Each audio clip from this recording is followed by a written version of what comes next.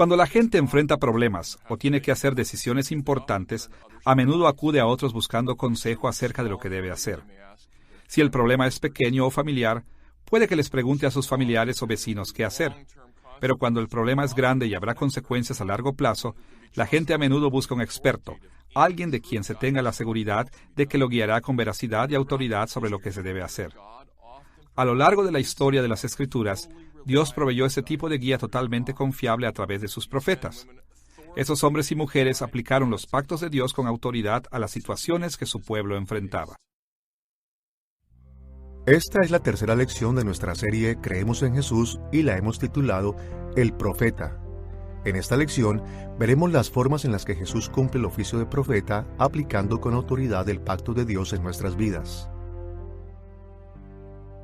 Como mencionamos en la lección anterior, en el Antiguo Testamento Dios instituyó 3 oficios a través de los cuales administró su reino: los oficios de profeta, sacerdote y rey.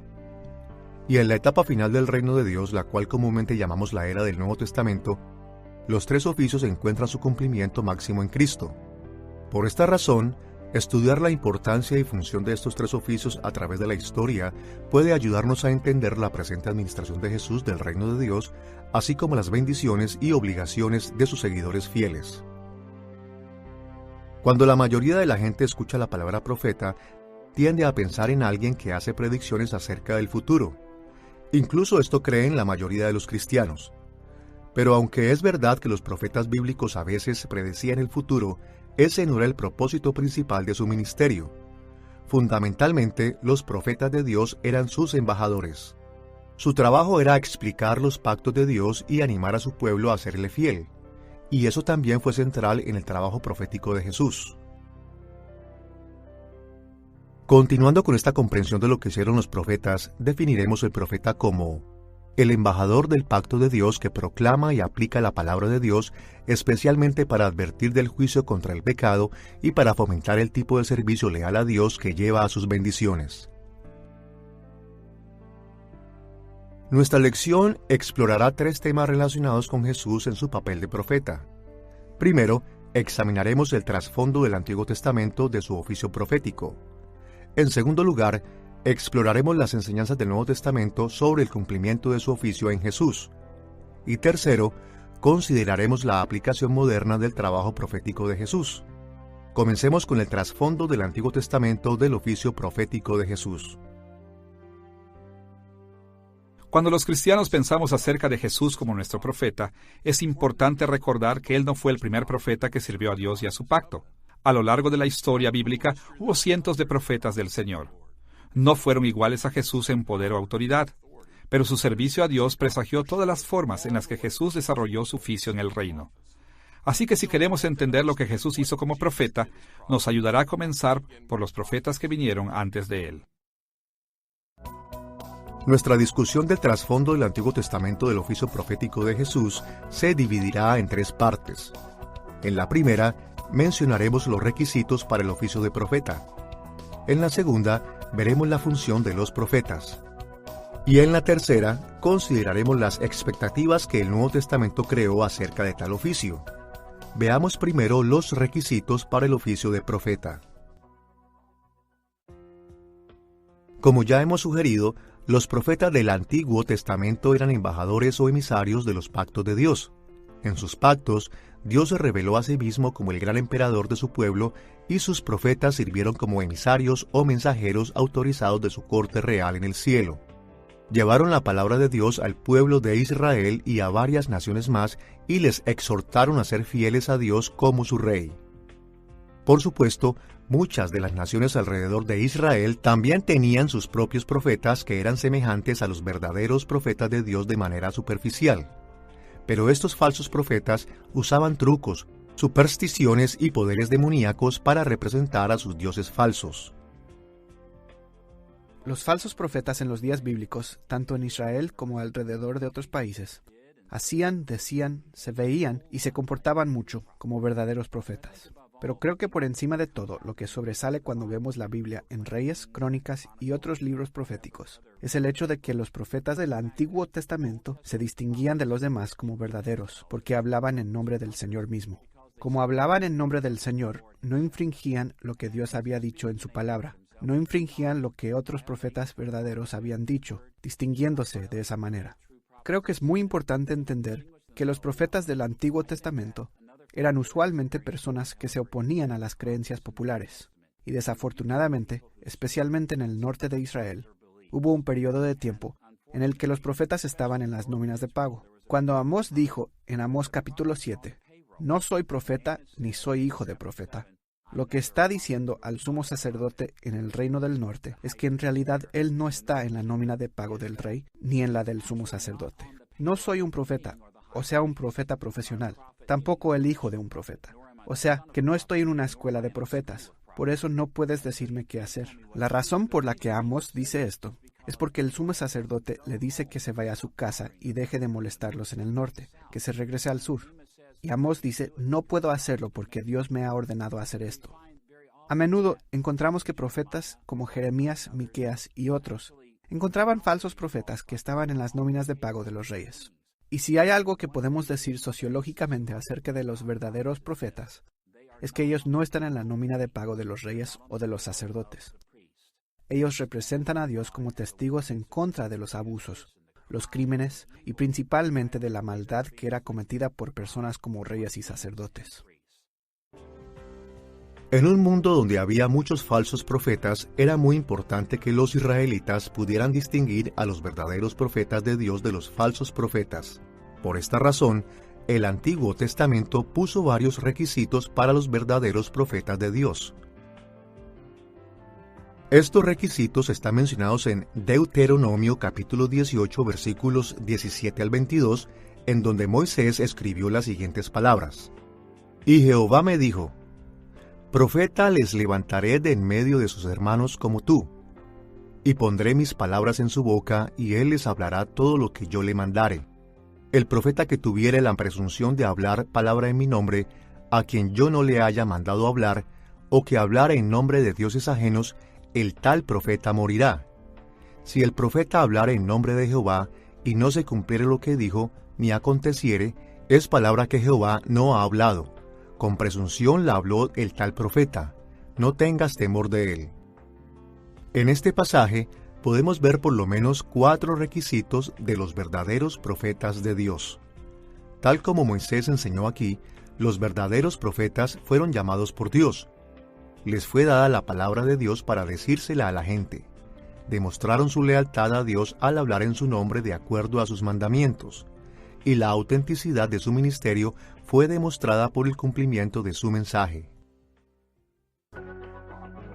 Nuestra exploración de los requisitos de los profetas del Antiguo Testamento se enfocará en cada uno de los 4 requisitos que Moisés mencionó. Primero, los verdaderos profetas tenían que ser llamados por Dios. Segundo, se les tenía que ser dada la palabra de Dios para que la predicaran. Tercero, tenían que ser leales a Dios solamente predicando de acuerdo a sus mandamientos. Y cuarto, su ministerio tenía que ser validado por el cumplimiento de su mensaje.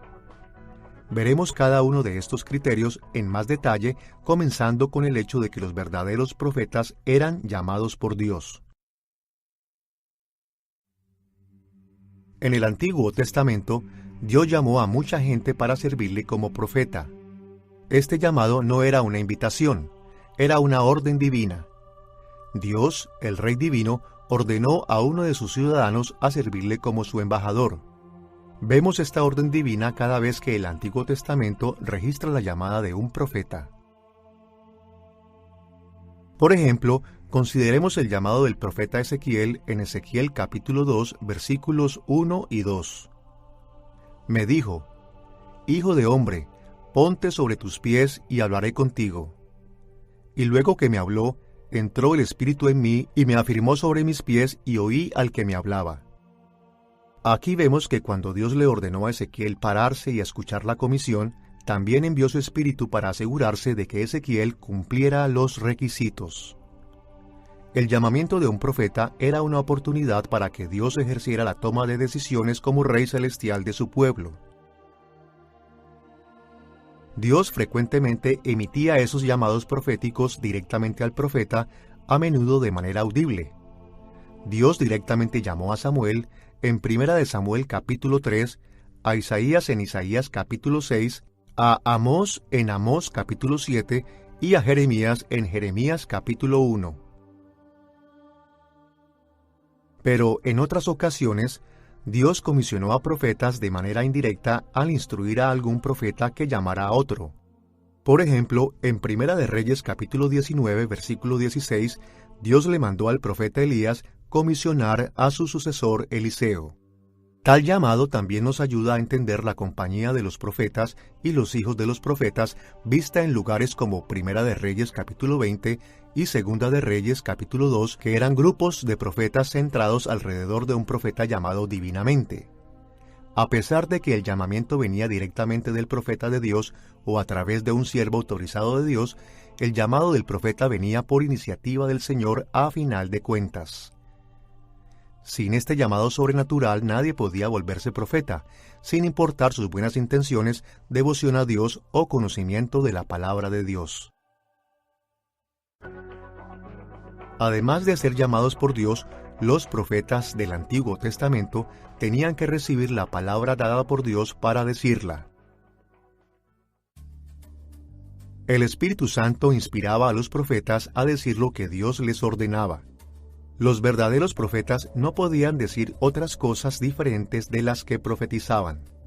Pero cuando comparamos las diferentes maneras en las que los profetas de las Escrituras hablaban, podemos ver que la inspiración divina no significaba que los profetas no tuvieran control sobre sus palabras. Al contrario, el Espíritu Santo usó las personalidades de los profetas y sus perspectivas al presentar su mensaje profético de manera infalible a través de ellos. En este sentido, la inspiración de la profecía era idéntica a la inspiración de todas las demás escrituras. Escuchemos la manera en la cual Pedro habló de la inspiración del Espíritu Santo para los profetas en 2 de Pedro capítulo 1, versículos 20 y 21.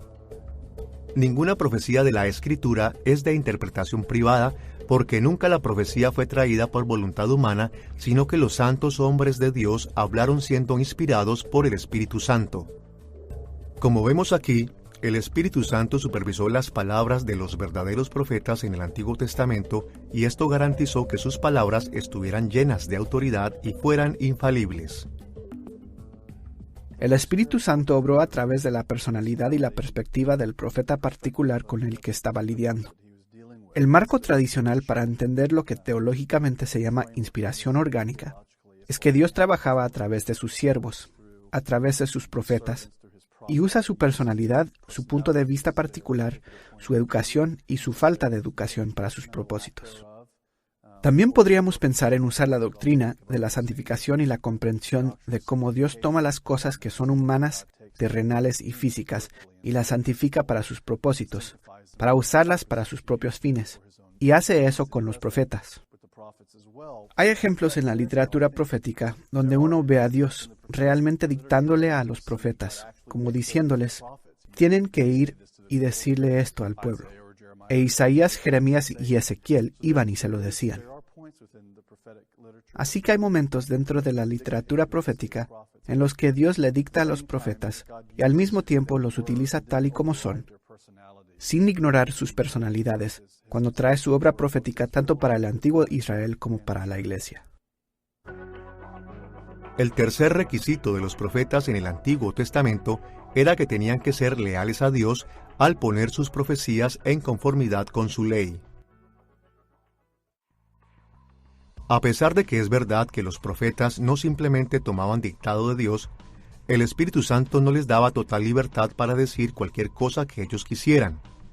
No solo tenían que someterse a lo que Dios mandaba hablar, sino también tenían que asegurar que sus profecías estuvieran de acuerdo con la revelación existente de Dios, especialmente la que estaba registrada en las Escrituras. Escuchemos las palabras de Moisés en Deuteronomio capítulo 13, versículos 1 al 4. Cuando se levantare en medio de ti profeta, te anunciare señal o prodigios, y si se cumpliere la señal o prodigio que él te anunció, diciendo, vamos en pos de dioses ajenos, y sirvámosles, no darás oído a las palabras de tal profeta, ni al tal soñador de sueños. En pos de Jehová vuestro Dios andaréis. A él temeréis. Guardaréis sus mandamientos y escucharéis su voz. A él serviréis y a él seguiréis. Moisés enseñó algo muy importante aquí. Aunque un profeta pudiera hacer milagros y predijera el futuro, debía ser rechazado si sus instrucciones transgredían los mandamientos de Dios. Vemos este mismo énfasis en Lamentaciones capítulo 2, versículos 13 y 14, en donde Jeremías se lamenta sobre el hecho de que los falsos profetas en Israel han llevado a la nación fuera de su rumbo. Jeremías dijo que estos profetas habían fallado en exponer el pecado, esto es, habían aprobado la transgresión de la ley de Dios en vez de hacer que la gente tomara responsabilidad en el pacto de Dios. Habían alentado la desobediencia y de esta manera habían demostrado que eran falsos profetas. Finalmente, el cuarto requisito de los profetas del Antiguo Testamento era que sus profecías tenían que ser validadas por su cumplimiento. Es decir, sus predicciones tenían que hacerse realidad. Escuchemos las palabras de Moisés en Deuteronomio capítulo 18, versículo 22. Si el profeta hablare en nombre de Jehová, y no se cumpliere lo que dijo, ni aconteciere, es palabra que Jehová no ha hablado. Con presunción la habló el tal profeta, no tengas temor de él. Todas las palabras de los profetas de Dios eran confiables porque transmitían de manera precisa la palabra de Dios, cuyo carácter y promesas de pacto son absolutamente dignas de confianza. Las verdaderas profecías no fallan porque Dios tiene tanto el poder como el derecho para hacer que sucedan y porque Él está comprometido a cumplir su palabra. A veces las profecías eran validadas como auténticas porque se cumplían relativamente rápido. Por ejemplo, en Primera de Reyes capítulo 17 versículo 1, el profeta Elías declaró que no llovería hasta que se diera la palabra. Y como vemos en Primera de Reyes capítulo 18, permaneció seco por 3 años antes de que Dios finalmente pusiera fin a la sequía. Y en Segunda de Reyes capítulo 7 versículos 17 al 20, vemos el cumplimiento inmediato de la profecía de Eliseo de que el oficial del rey moriría. En otras ocasiones el cumplimiento de las profecías no era tan inmediato. Por ejemplo, alrededor del año 930 a.C., un profeta verdadero predijo el nacimiento de Josías, quien sería un heredero fiel de la casa de David. Esta profecía está registrada en Primera de Reyes capítulo 13 versículo 2. Pero Josías, de quien se había predicho que nacería, no nació hasta el año 630 a.C., casi 300 años después de la profecía, como leemos en Segunda de Reyes capítulo 22 versículo 1. Y las profecías acerca del nacimiento de Jesús tomaron aún más tiempo en cumplirse. Deberíamos hacer una pausa para mencionar que a veces incluso las palabras de los verdaderos profetas no sucedían precisamente como fueron dichas. Pero tomando en cuenta la enseñanza de Moisés, ¿cómo pudo haber pasado esto? Para contestar esta pregunta, es importante darse cuenta que cuando leemos las profecías del Antiguo Testamento, a veces nos llevamos la impresión incorrecta de sus predicciones. Aunque muchas personas pensaron que los profetas predecían el futuro precisamente cómo se desarrollaría, en realidad ese no siempre fue el caso.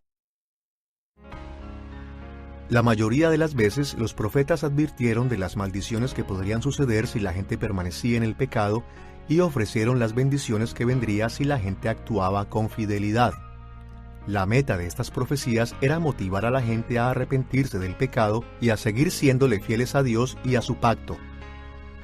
Solamente cuando los verdaderos profetas indicaban que Dios había jurado hacer algo, entonces sus predicciones eran absolutas. Como resultado, una forma legítima para que se cumpla la profecía era que la gente cambiara su conducta y esto afectaría el resultado de las profecías.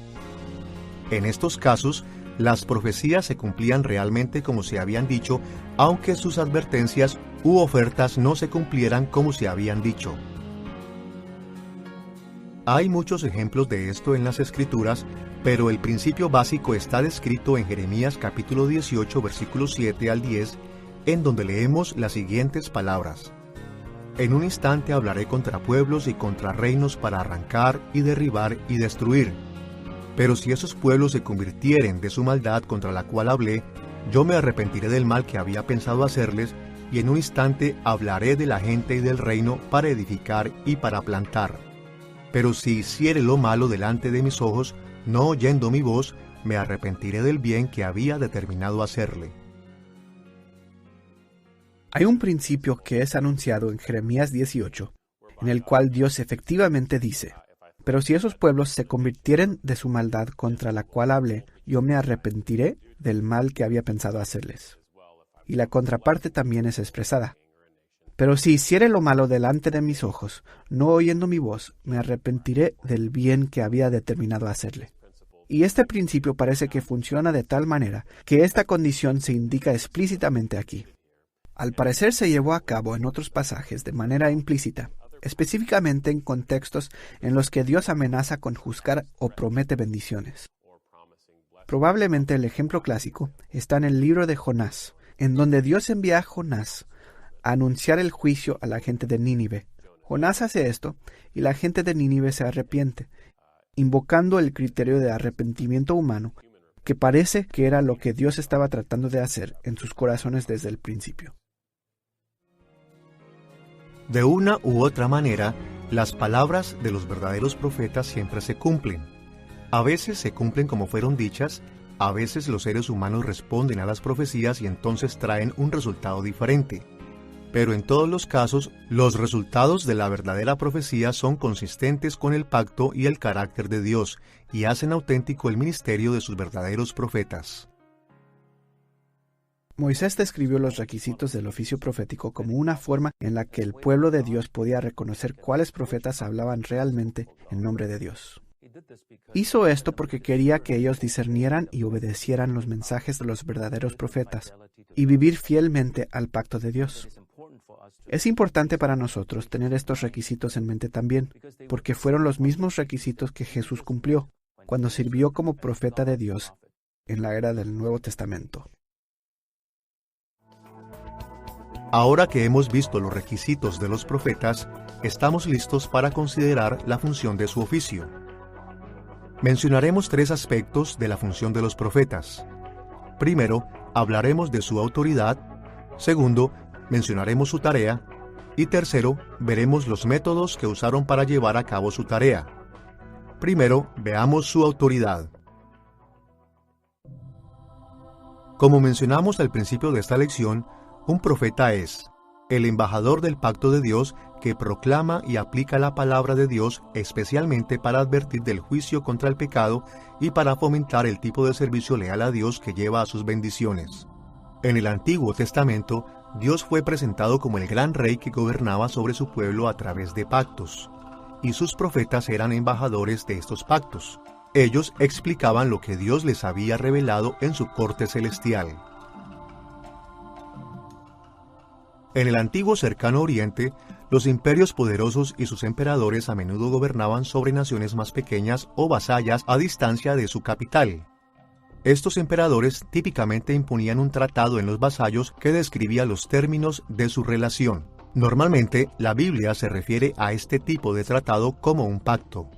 Para administrar y ejercer estos pactos, los emperadores empleaban embajadores que hablaban en su nombre y hacían uso de su autoridad. Era el trabajo del embajador decirle a las naciones vasallas los términos del tratado para advertirles sobre las maldiciones que vendrían si eran infieles a los términos del tratado y animarlos a obedecer estos términos para obtener las bendiciones. Conocer la historia del cercano oriente es importante, porque en el Antiguo Testamento Dios a menudo describió su relación con su gente en términos de un pacto entre un emperador y un vasallo. Y como emperador, él nombraba profetas para ser embajadores con autoridad que le recordaban a sus vasallos los términos de su pacto. Como los profetas eran los embajadores de Dios, sus palabras tenían que ser recibidas como si Dios mismo las hubiera dicho. El Espíritu Santo también inspiró a los profetas para que proclamaran correctamente los pensamientos de Dios y sus intenciones en respuesta a la gente de Israel. De esta manera, Dios aseguró que todos sus profetas siempre hablarían con autoridad y verdad cuando lo representaran a Él. ¿Por qué tomamos las palabras de los verdaderos profetas seriamente? Porque ellos hablaban en el nombre de Dios. Si no tomamos sus palabras en serio, estamos incircuncisos de corazón y de oído, como la Biblia lo describe. significando que nuestros corazones no han sido cambiados todavía, rebelándonos contra Dios. Si rehusamos a escuchar las palabras de los profetas, nos rehusamos a escuchar la palabra de Dios, y nos estamos rebelando en su contra. Por lo tanto, es una cuestión muy seria. Con este entendimiento de la autoridad profética en mente, reflexionemos acerca de la tarea que Dios le asignó a sus profetas. Para entender la tarea de los profetas, veamos los tratados de los emperadores del antiguo cercano Oriente. Cuando los emperadores imponían sus pactos sobre los estados vasallos, estos tratados mostraban los detalles del arreglo entre ellos, enlistando la benevolencia de los emperadores en el pasado, es decir, las cosas buenas que el embajador había hecho por el vasallo, la lealtad del vasallo, incluyendo muchas reglas o estipulaciones que el vasallo requería hacer, así como las consecuencias que resultarían de la obediencia o desobediencia conforme a los términos del tratado, es decir, las bendiciones para el vasallo si obedecía los términos y los castigos, o maldiciones si el vasallo desobedecía. Dinámicas muy similares tomaban lugar en la relación entre Dios y su pueblo del pacto. Así que, como embajadores del pacto de Dios, a los profetas se les asignaba la tarea de recordarle al pueblo de Dios los detalles de su pacto y la de usar amenazas de juicio y ofrecer bendiciones para animarlos a obedecer sus términos. Cuando Israel estaba bien con Dios, los profetas les recordaban las consecuencias de sus acciones para animarlos a perseverar en fidelidad. Vemos ejemplos de esto en Jeremías capítulo 7, versículos 5 al 7, capítulo 21, versículo 12 y capítulo 22, versículos 4 y 5. Pero cuando Israel no estaba en buenos términos con Dios por desobediencia seria o prolongada a los términos del pacto, los profetas le acusaban de rebelión y deslealtad. Describían los pecados de Israel y le recordaban a la gente de las maldiciones del pacto para llevarlos al arrepentimiento. Vemos ejemplos de esto en Jeremías capítulo 8 y Amós capítulo 4, versículos 1 al 3. Y en muchos casos, los profetas incluso le ofrecían bendiciones a Israel si la nación cumplía con la exigencia del arrepentimiento. Encontramos este tipo de profecía en Joel capítulo 2, versículos 12 al 27 y en muchos otros lugares. Ahora que hemos visto la autoridad y la tarea de los profetas bíblicos, debemos mencionar brevemente los métodos que usaban para lograr su trabajo. Sin duda alguna, el método más común que los profetas utilizaban para lograr su tarea era hablar. Los profetas realizaban su trabajo principalmente proclamando las palabras de Dios a su pueblo. Acusaban a la gente de pecado, le exigían obedecer, la animaban a perseverar, le advertían sobre los juicios y le ofrecían bendiciones. Decían parábolas, predecían el futuro, oraban e incluso intercedían por el pueblo de Dios. Vemos esto cientos de veces en las Escrituras. Además, muchos profetas también escribieron sus palabras, razón por la cual encontramos muchos libros proféticos y otros escritos en la Biblia. Pero los profetas también usaron otros métodos que se basaban más en acciones especiales que en la comunicación verbal. Por ejemplo, el Espíritu Santo les dio a algunos profetas el poder de realizar señales y maravillas proféticas. Estos actos milagrosos de poder testificaban la legitimidad de los profetas como embajadores de Dios y demostraban la intención de Dios de respaldar las advertencias y ofrecimientos que los profetas proclamaban. Como un ejemplo, el profeta Moisés anunció la voluntad del Señor tanto a los israelitas como a los egipcios y sus palabras fueron acompañadas por un sinfín de milagros y señales como las 10 plagas sobre Egipto, la partición del Mar Rojo y muchos otros milagros registrados en el libro de Éxodo, Levítico y Números. Estas obras del poder del Espíritu Santo testificaron que Moisés era un verdadero profeta y advirtieron tanto a los egipcios como a los israelitas que debían obedecerle. Los ministerios de los profetas Elías y Eliseo también incluyeron muchos eventos milagrosos, como vemos en Primera de Reyes capítulo 17 a Segunda de Reyes capítulo 13. El profeta Samuel también realizó milagros como enviar truenos y lluvia en Primera de Samuel capítulo 12. Y un profeta sin nombre en Primera de Reyes capítulo 13 dio una señal milagrosa al enfermar la mano del rey Jeroboam. Además de los milagros, muchos profetas también realizaron acciones simbólicas que confirmaban sus mensajes verbales. Incluso se involucraron en encuentros espirituales al exhortar al pueblo de Dios a obedecer los términos de su pacto. Ver a los profetas como emisarios del pacto de Dios nos ayuda a entender que las amenazas de maldiciones de la Biblia están todas basadas en la relación de pacto entre Dios y su pueblo. Dios no es caprichoso en cuanto a la manera de tratar a su pueblo. Él no actúa de manera salvaje y de formas impredecibles. En vez de eso, busca que se cumplan los términos de su pacto. Y tales términos no son un secreto. Él nos ha dado su ley por su gracia y ha enviado embajadores para mostrar cómo aplicarla a nuestras circunstancias cambiantes. Dios hace más fácil que su pueblo conozca lo que Él requiere, porque Él quiere que lo sigamos en fidelidad, para experimentar sus bendiciones y que logremos las metas de su reino. Ahora que hemos visto los requisitos y funciones del oficio de profeta, enfoquémonos en las expectativas que el Antiguo Testamento creó para los ministerios proféticos del futuro. Las expectativas del Antiguo Testamento para el futuro oficio de profeta eran básicamente de dos tipos. Por un lado, algunas expectativas habían sido creadas por la naturaleza del desarrollo histórico del oficio. Por otro lado, otras fueron creadas por profecías específicas relacionadas con los profetas del futuro. Veremos ambos tipos de expectativas, comenzando con aquellas basadas en el desarrollo histórico del oficio de profeta.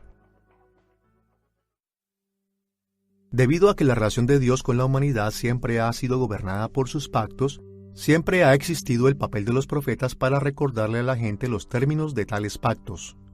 Sin embargo, a través de la historia, este papel ha cambiado ocasionalmente. Conforme a la forma en la que el reino de Dios ha cambiado y crecido a través de la historia, el papel de los profetas se ha ajustado para hacer frente a sus necesidades cambiantes. Consideremos los papeles de los profetas durante 4 diferentes etapas de la historia, comenzando con el largo periodo de la historia antes de que Israel tuviera un rey, el cual llamaremos premonarquía. Este es el período de tiempo que corresponde a los pactos de Dios con Adán, Noé, Abraham y Moisés. En el comienzo del período premonárquico, el reino de Dios no se había separado del resto del mundo como una nación en particular. Incluso cuando la nación se había separado en los días de Abraham, todavía no tenía rey. En este punto de la historia, los profetas realizaban una variedad de tareas y eran nombrados con varios títulos descriptivos. En general, podemos decir que hablaban con Dios, recibían visiones y hacían que la humanidad tomara responsabilidad de los pactos de Dios. Por ejemplo, cuando Dios creó el mundo, habló directamente a Adán y a Eva, y estos recibieron su revelación al caminar y hablar con Dios, como leemos en Génesis capítulo 2 y 3. Cumplieron con su papel profético al enseñar a sus hijos acerca de Dios y de su pacto. Algunos de sus descendientes también tuvieron una relación similar con Dios, como Enoc, quien es mencionado en Génesis capítulo 5, versículo 24. En los días de Noé, Dios habló directamente con él, como leemos en Génesis capítulo 6 al 9. Pero también llamó a Noé a profetizar el pacto del juicio en contra del mundo porque habían pecado tan grandemente contra él, como Pedro enseñó en 2 de Pedro capítulo 2 versículo 5. Más allá de esto, Noé realizó la acción realmente profética de construir el arca y llenarla con animales para confirmar su mensaje. Dios también habló directamente con Abraham y le reveló sus planes para el futuro. A través de sus conversaciones con Dios y de la comunicación que tuvo de aquellas conversaciones con otras personas, Abraham también desempeñó un papel profético, el cual es mencionado en lugares como Génesis capítulo 20, versículo 7. Los descendientes de Abraham, Isaac, Jacob y José también sirvieron como profetas de Dios. Recibieron sueños y visiones de Dios y también visitas angelicales. Cada uno de los profetas hizo que la gente tomara responsabilidad del pacto de Dios al proclamarles su palabra a ellos y al exhortarlos a ser fieles al Señor. En los días de Moisés encontramos otro periodo significativo de actividad premonárquica. De acuerdo a Números capítulo 12, versículo 6, Moisés mismo era el profeta prominente de este tiempo.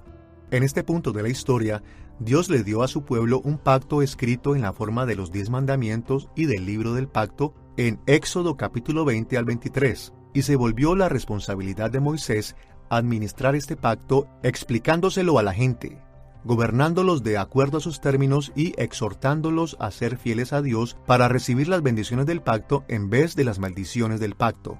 Otros profetas contemporáneos de Moisés y posteriores a él continuaron realizando estas funciones, aunque ninguno con tanto alcance y tanta influencia como el ministerio de Moisés. Mientras que el oficio de profeta había sido extremadamente amplio durante la premonarquía, se formalizó claramente en los días de la monarquía, cuando la nación de Israel se había asentado en la tierra prometida y estaba viviendo bajo el reinado de un rey. El período monárquico comenzó con Saúl, el primer rey de Israel, pero está más asociado con el sucesor de Saúl, David y sus descendientes. Durante el período monárquico, el oficio de profeta se enfocó en los lugares centrales de poder, especialmente en la corte del rey y la ciudad de Jerusalén, y el número de profetas aumentó. Con el rey como el punto de enfoque del pueblo vasallo de Dios, el trabajo del profeta de recordarle a la gente los términos del pacto de Dios fue logrado comúnmente a través del contacto directo con el rey. Durante este periodo, el rol primario de los profetas era recordarles a los reyes y a sus cortes del deber de la nación de servir a Dios fielmente. Por ejemplo, Primera y Segunda de Reyes y Segunda de Crónicas registran muchas interacciones entre los profetas y los reyes de Israel y Judá. Aún así, los profetas continuaron hablándole a la gente, recordándole los requerimientos del pacto del Señor y de las consecuencias de su conducta. Los profetas también fueron mandados de las naciones vecinas para vivir en paz con Israel y Judá. La razón por qué la Biblia menciona a Israel y Judá como dos reinos diferentes, ya que inicialmente eran un solo reino, pero después el reino se dividió bajo el hijo de Salomón, Rehoboam. Esto sucedió alrededor del año 920 a.C., o algo así. Y el reino del norte tenía 10 tribus. El del sur tenía 2. El reino del norte fue llamado Israel. La tribu más grande era Efraín, pero todas las 10 tribus fueron llamadas Israel. Y la parte del sur fue llamada Judá, la tribu más grande de ahí, y la capital del sur era, por supuesto, Jerusalén. Después de la era de Salomón, hubo una división entre el reino del norte y el reino del sur. Al reino del norte se le llamó Israel y tenía su propio lugar central de adoración. Al reino del sur se le dio el nombre de Judá. Después de la separación de los reinos, vemos que los profetas se dirigen a diferentes lugares. Oseas era profeta de Israel, e Isaías era profeta de Judá. Así hay áreas respectivas de ministerio relacionadas a estos reinos. Tristemente, los reyes y el pueblo de Israel y de Judá no obedecieron a los profetas, y como resultado, fueron eventualmente sujetos a la maldición del pacto del exilio de la tierra prometida. El reino del norte de Israel fue exiliado en el año 723 o 722 a.C. y fue hecho prisionero en Siria. El reino del sur de Judá fue exiliado en el año 587 o 586 a.C. y hecho prisionero en Babilonia. El oficio de profeta continuó estando orientado hacia los reyes del pueblo de Dios incluso durante el exilio. Pero en esta etapa de la historia no había rey, así que el énfasis era restaurar al rey y al reino para el pueblo de Dios. Para lograr su meta, los profetas animaron al pueblo de Dios a arrepentirse de su pecado y a regresar a la fidelidad del pacto para que Dios les diera sus bendiciones. Los profetas también proclamaron que si la gente volvía a Dios, Él los fortalecería en el mantenimiento de su pacto para que no cayeran bajo la maldición.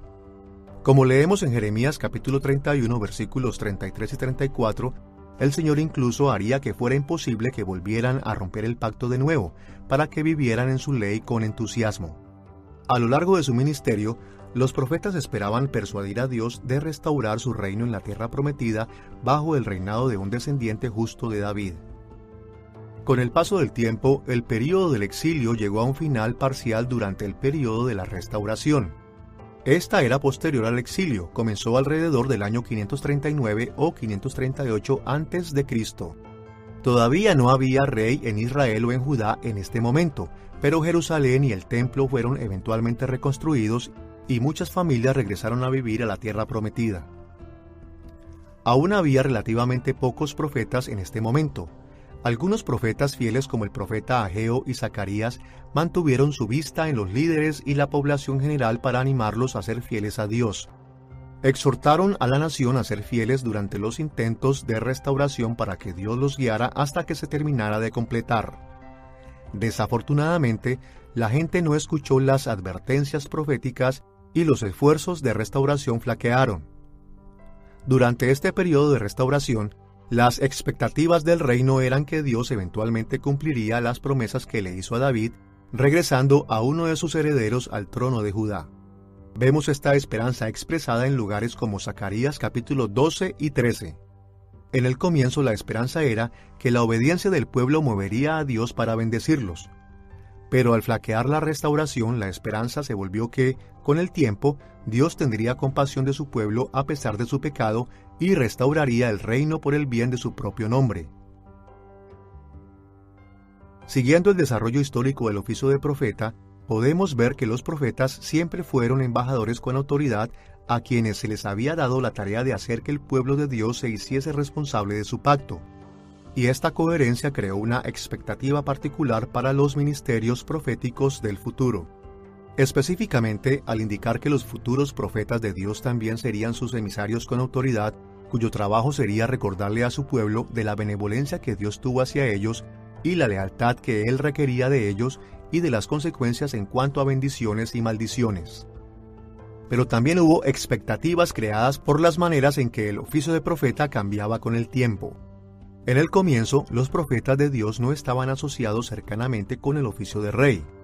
Pero una vez que Israel tuvo un rey, vemos que el rol de profeta estuvo estrechamente ligado al oficio real y que cada vez que cambios sustanciales afectaban el oficio de rey, hubo repercusiones en el oficio de profeta.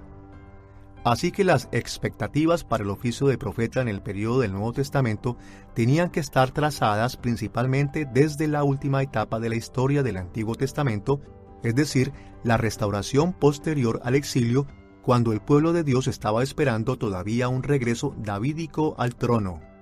En particular, la expectativa era que los futuros profetas proclamarían y acompañarían al rey mesiánico escoltando la nueva era de fidelidad al pacto de Dios. Además de las expectativas del Antiguo Testamento para los profetas futuros, que estaban basadas en el desarrollo histórico del oficio, también había expectativas creadas por profecías específicas relacionadas con los profetas del futuro. Hay demasiadas profecías en el Antiguo Testamento acerca de los profetas del futuro como para mencionarlas todas. Así que para los fines de esta lección, limitemos nuestra discusión a solamente 3. La primera que mencionaremos es la esperanza de que Dios cumpliría en su debido tiempo la profecía del exilio de que un profeta especial será el mensajero del Señor mismo. De acuerdo a Isaías capítulo 40 versículos 3 al 5, un profeta especial anunciaría que el Señor vendría a conquistar a todos sus enemigos y a restaurar la monarquía davídica, y una vez que este mensajero apareciera, la restauración sería inminente. Segundo, la gente también seguía esperando un profeta final como Moisés, que se levantaría para guiar a la gente en justicia, tal como Moisés hizo en el período premonárquico. Recordemos las últimas palabras del Señor a Moisés en Deuteronomio capítulo 18, versículo 18. Profeta les levantaré de en medio de sus hermanos como tú, y pondré mis palabras en su boca, y él les hablará todo lo que yo le mandare. En el Antiguo Testamento tenemos una anticipación de la venida de nuestro Señor Jesucristo, en función de su obra de profeta, sacerdote y rey. Deuteronomio 18 es un pasaje muy importante que habla de un profeta en el futuro que va a venir como Moisés. En el contexto del Antiguo Testamento, Moisés se encontró con Dios cara a cara, que recibió la revelación de Dios de manera única. De hecho, Moisés fue una especie de pináculo para todos los profetas. Al estudiar todo el Antiguo Testamento, particularmente al final de Deuteronomio 34, Hay un anuncio de que ningún profeta como Moisés todavía ha surgido, preparándonos para uno que vendrá, que será como Moisés y aún más grande, que hablará la palabra de Dios, que nos dará la verdad de Dios, que conocerá a Dios cara a cara y que culmina en nuestro Señor Jesucristo. Juan 1 retoma esto. Nuestro Señor, quien ha conocido al Padre por toda la eternidad, es quien lo revela. Hechos 3 lo retoma también. Este es el cumplimiento. Jesús es el que trae el reino de Dios. Él hace que se cumpla la revelación de Dios. Él es el que cumple el papel de Moisés, aún de manera más amplia. Y Hebreos 1 particularmente hace énfasis de que lo que Dios dijo a través de los profetas, incluyendo Moisés, culminó en Jesucristo, su Hijo, quien cumple la revelación. En cierto nivel, el pueblo de Dios siempre esperó que su Señor enviaría un profeta como Moisés. Tristemente, ningún profeta del Antiguo Testamento pudo demostrar que tenía los mismos dones espirituales que Moisés poseía o traer todas las bendiciones del pacto de Dios. Pero en los días de la restauración se tuvo la renovada esperanza de que Dios finalmente estaba a punto de enviar este profeta a restaurar el reino. Tercero, había una expectativa de que cuando el reino estuviera totalmente restaurado en el futuro, también habría una restauración de la profecía. Los falsos profetas serían purgados de la tierra y el número de profetas verdaderos incrementaría. Tal como la restauración que el profeta Zacarías describió en el capítulo 13, versículo 2 de su libro, «Y en aquel día, dice Jehová de los ejércitos, quitaré de la tierra los nombres de las imágenes y nunca más serán recordados. Y también haré cortar de la tierra a los profetas y al espíritu de inmundicia». Además, la gente todavía estaba esperando el cumplimiento de la profecía de Joel acerca de la multiplicación de los verdaderos profetas de Dios que se ocuparían de todas las bendiciones del pacto de Dios. Escuchemos lo que Joel profetizó en Joel capítulo 2, versículos 28 y 29. «Y después de esto, derramaré mi espíritu sobre toda carne, y profetizarán vuestros hijos y vuestras hijas. Vuestros ancianos soñarán sueños, y vuestros jóvenes verán visiones. Y también sobre los siervos y sobre las siervas derramaré mi espíritu en aquellos días». Estos días futuros, a los cuales Joel se refirió con el término aquellos días, eran los últimos tiempos. Los últimos días, cuando Dios establecería su reino sobre toda la tierra y se derramarían sus máximas bendiciones en su pueblo. Era de esperarse que en aquel tiempo la profecía sería extremadamente común entre el pueblo fiel de Dios al promover todos el pacto de Dios y animarse los unos a los otros a alabarle. El Antiguo Testamento cierra con un Israel en desorden y con poca esperanza para el éxito inmediato del reino. Aún así, los fieles en Israel mantuvieron la confianza de que Dios eventualmente cumpliría todas las expectativas del Antiguo Testamento para su reino y que lograría esto en parte a través del oficio de profeta. Y como veremos, eso es exactamente lo que pasó en el ministerio de Jesús. Habiendo investigado el trasfondo en el Antiguo Testamento de las responsabilidades y del ministerio que Dios le dio a sus profetas, estamos listos para ir hacia nuestro segundo tema principal, el cumplimiento del oficio profético en la persona de Jesús. El Nuevo Testamento pone claro que Jesús es el máximo profeta. Él está perfectamente calificado para servir como el embajador con autoridad del pacto de Dios. Él ejecuta perfectamente las funciones del oficio y en él se cumplen todas las expectativas proféticas del Antiguo Testamento. Nuestra discusión del cumplimiento de Jesús de la función profética se enfocará en las mismas categorías que usamos para describir a los profetas del Antiguo Testamento y su trabajo, específicamente los requisitos, función y expectativas del oficio. Veamos primero la forma en la que Jesús cumplió los requisitos de un profeta. Como vimos anteriormente, los verdaderos profetas de Israel tenían que cumplir con 4 requisitos. Tenían que ser llamados por Dios. Se les había dado la palabra de Dios para hablar con la gente. Se les requería que fueran leales a Dios, hablando solo lo que Dios les había ordenado. y su mensaje tenía que ser confirmado como auténtico a través del cumplimiento de éste. Como veremos, Jesús cumplió cada uno de estos requisitos. En primer lugar, Jesús fue llamado por Dios. Jesús fue específicamente llamado por Dios para ser su profeta. Podemos ver esto claramente en los eventos que rodearon su nacimiento, bautizo y transfiguración. Escuchemos las palabras del profeta Simeón en el nacimiento de Jesús en Lucas capítulo 2, versículos 30 al 35. Porque han visto mis ojos tu salvación, la cual has preparado en presencia de todos los pueblos, luz para revelación a los gentiles, y gloria de tu pueblo Israel.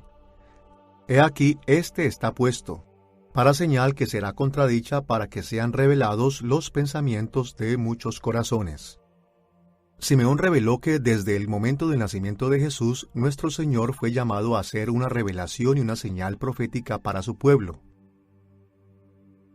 Además de esto, en el bautizo de Jesús, Dios Padre y el Espíritu Santo mostraron que Jesús había sido llamado como un profeta.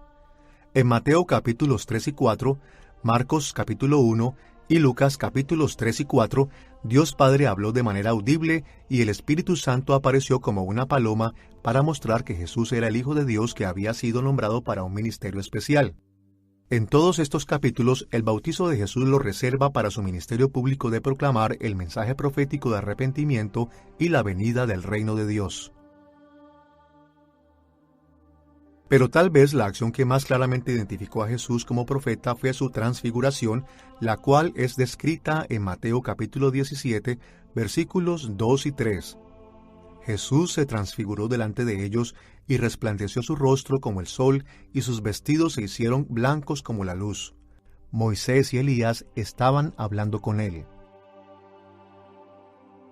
Jesús apareció con los más grandes profetas del Antiguo Testamento. Moisés, el dador de la ley y el estándar para aquellos que hablarían las palabras de Dios a su pueblo.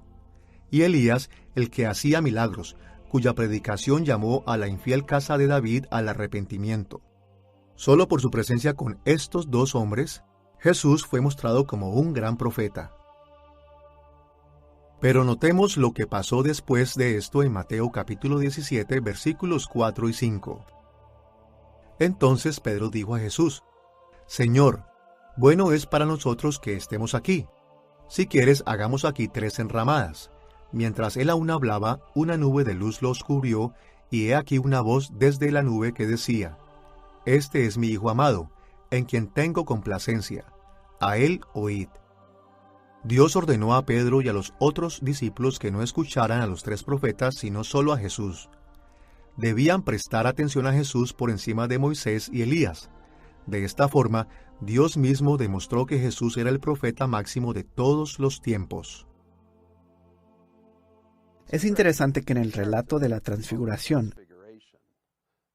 Dios ordena a los discípulos a que escuchen a Jesús.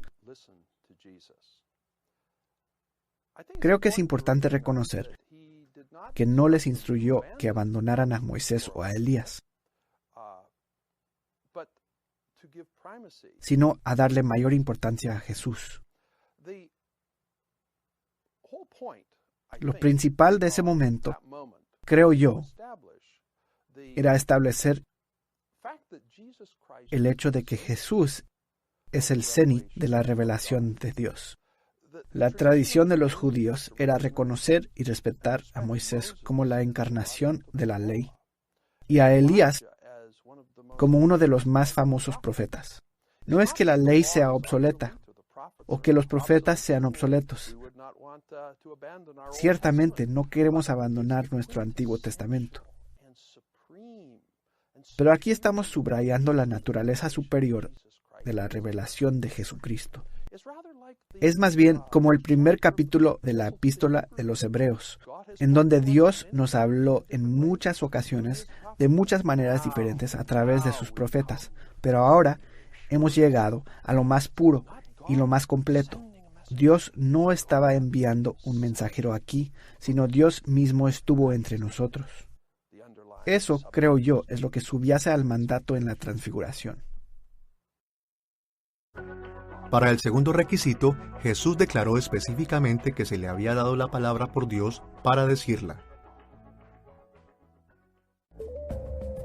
Tomemos por ejemplo las palabras de Jesús registradas en Juan capítulo 14, versículo 24.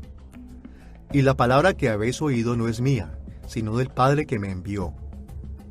Jesús hizo declaraciones similares en lugares como Juan capítulo 12, versículo 49 y capítulo 14, versículo 10. De hecho, en Juan capítulo 1, Jesús está realmente refiriéndose a la palabra de Dios.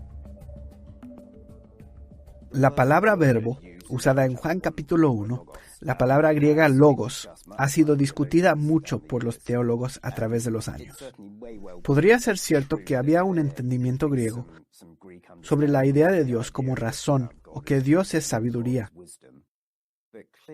Pero la idea de la palabra del Señor, la palabra de Dios, es un tema muy dominante en el Antiguo Testamento. Juan puede estar reconociendo temas que eran usados en la filosofía griega, aplicándolas a Jesús como el verbo de Dios, la revelación de Dios, el Dios que dijo, hágase la luz. Habló y sucedió, y tal vez Juan estaba diciendo eso cuando el verbo se hizo carne e hizo su morada entre nosotros. Él vino con toda la autoridad y el poder comunicativo que Dios ha ejercido a lo largo de todo el Antiguo Testamento también. Primero, podemos ver el verbo de Dios como una persona, el Señor Jesucristo. Y en segundo lugar, como el discurso de Dios. Pero Juan se refiere a Él como el verbo de Dios. Y lo primero que hace en ese sentido es básicamente comunicarnos el papel de nuestro Señor en hacernos conocer al Padre. Y el escritor hebreo diría que nadie ha visto nunca al Señor, pero Jesucristo, que estaba en su seno, obviamente vino y nos lo ha hecho conocer. Si es que Juan hizo algo evangelístico, es que se dirigía al punto de decir, este es Dios, y tenemos que ver qué hacemos con ello. En Juan 20, 28, en donde el autor quiere que hayamos visto a Jesús como Dios, diciéndonos la palabra de Dios, podemos confiar en esto porque Él es el verbo de Dios. Tercero, Jesús cumplió el requisito profético de ser leal a Dios. A lo largo de su ministerio, Jesús insistió continuamente que Él estaba haciendo la voluntad del Padre. Dijo e hizo solo aquellas cosas que el Padre le había mandado. Vemos esto en muchos lugares como en Juan capítulo 5, versículos 19 y 30 y capítulo 8, versículo 28. Jesús también dejó claro que todas sus palabras y acciones eran consistentes con aquellas de los profetas que habían venido antes de él. Por ejemplo, habló de manera aprobatoria acerca del ministerio de Juan el Bautista en Mateo capítulo 11, versículos 9 al 14. Afirmó al profeta Jonás en Mateo capítulo 12, versículos 38 al 45. Inauguró su propio ministerio en Lucas capítulo 4, clamando cumplir lo dicho en Isaías capítulo 61 y prometió la llegada de un profeta ungido. De hecho, Jesús afirmó repetitivamente y constantemente la verdad y validez continua de las Escrituras del Antiguo Testamento. Como dijo en Mateo capítulo 5, versículo 17, «No penséis que he venido para abrogar la ley o los profetas. No he venido para abrogar, sino para cumplir». De esta y de otras formas, Jesús mostró que todo lo que dijo e hizo fue una demostración de lealtad total a Dios. Finalmente, Jesús también cumplió los requisitos de que sus mensajes proféticos fueran validados por su cumplimiento. A menudo, los evangelios prueban el estatus de Jesús como un profeta auténtico, señalando que sus profecías fueron cumplidas. Algunas veces las palabras se hacían verdad inmediatamente, como cuando controló la naturaleza con éxito, realizó exorcismos, sanó a los enfermos y levantó a los muertos. En estos casos, cosas como el clima, los demonios, las enfermedades e incluso la muerte misma inmediatamente obedecieron sus mandatos proféticos llenos de autoridad. Otras veces, sus profecías fueron cumplidas más tarde como cuando predecía el futuro. Por ejemplo, en Juan capítulo 18, versículo 9, Juan proveyó este comentario: para que se cumpliese aquello que había dicho, de los que me diste no perdí ninguno. Aquí Juan se refirió a algo que Jesús había dicho en su oración de sumo sacerdote en Juan capítulo 17, versículo 12, e indicó que las palabras de Jesús habían sido cumplidas.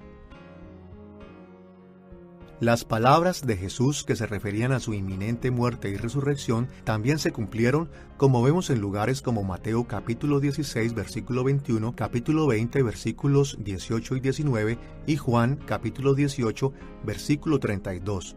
A través de cumplimientos como este, Jesús fue mostrado como un verdadero profeta de Dios.